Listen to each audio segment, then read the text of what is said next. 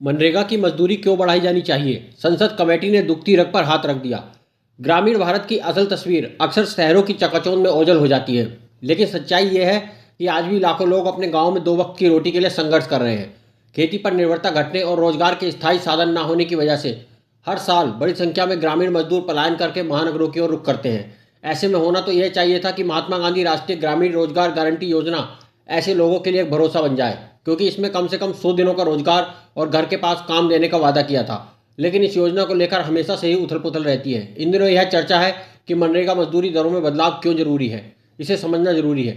असल में 3 अप्रैल को संसद की ग्रामीण विकास और पंचायती राज पर स्थायी समिति ने अपनी रिपोर्ट पेश की। इसमें कहा गया कि महात्मा गांधी राष्ट्रीय ग्रामीण रोजगार गारंटी अधिनियम मनरेगा के तहत मिलने वाली मजदूरी महंगाई के मुकाबले नहीं बढ़ी है।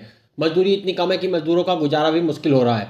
दुनिया की सबसे बड़ी रोजगार गारंटी की योजना कहा गया, जिसको इंडियन एक्सप्रेस की एक रिपोर्ट में इस पर विस्तृत तरीके से बताया गया कि मनरेगा के तहत 25 करोड़ से ज़्यादा मजदूर रजिस्टर्ड हैं। यह योजना हर ग्रामीण परिवार को साल में 100 दिन का काम देने की गारंटी देती है, लेकिन कम मजदूरी के कारण इसकी प्रभावशीलता घटती जा रही है। मनरेगा एक्ट की धारा 6 के तहत केंद्र सरकार मजदूरी तय करती है। हालांकि 2009 में मजदूरी को 100 रुपये पर रोक दिया गया था, जिससे कई राज्यों में यह मजदूरी न्यूनतम वेतन से भी कम हो गई है। बाद में कोर्ट ने निर्देश दिया कि मजदूरी राज्य के न्यूनतम वेतन से कम नहीं होनी चाहिए।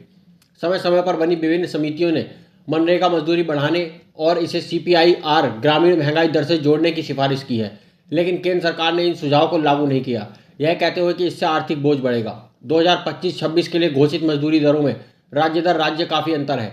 हरियाणा में मजदूरी 400 रुपये है, जबकि नागालैंड में 241 है। कई राज्यों में मनरेगा मजदूरी और कृषि न्यूनतम वेतन में 200 से भी ज़्यादा का अंतर है। इससे मजदूर योजना से बाहर हो रहे हैं। मनरेगा का मकसद ग्रामीण गरीबों को गरिमा में रोजगार देना था। कोविड के समय में यह एक बड़ी राहत बनी थी, लेकिन अगर मजदूरों को वाजिब मजदूरी नहीं मिलेगी तो यह योजना अपना उद्देश्य पूरा नहीं कर पाएगी। संसद की समिति ने सिफारिश की है कि मजदूरी कम से कम 400 प्रतिदिन होनी चाहिए।